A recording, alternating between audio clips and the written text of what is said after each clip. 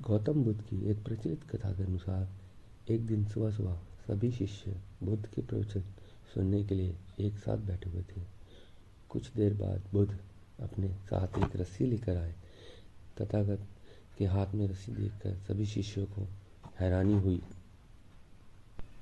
बुद्ध अपने आसन पर बैठे और उन्होंने रस्सी में एक के बाद एक 3 गांठ बांध दी।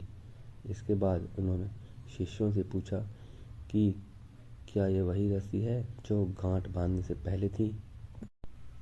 इस प्रश्न के जवाब में एक शिष्य ने कहा कि तथागत, इसका उत्तर थोड़ा मुश्किल है।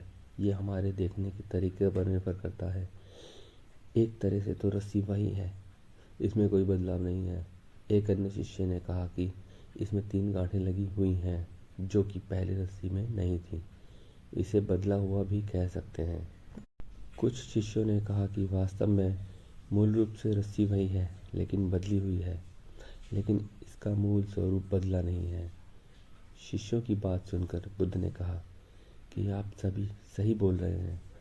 अब इन गांठों को खोल देता हूँ।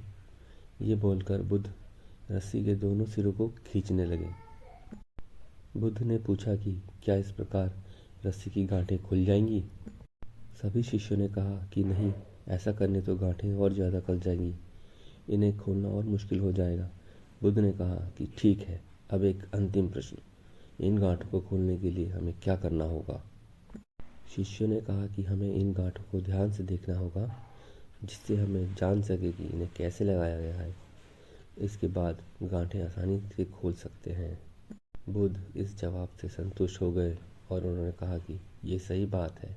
हम परेशानियों में फंसे रहते हैं और बिना कारण जाने ही उसका हल खोजने लगते हैं, जबकि हमें पहले समस्याओं की मूल को समझना चाहिए। जब समस्याओं की वजह समझ आ जाएगी तो उन्हें सुलझाना बहुत ही आसान हो सकता है।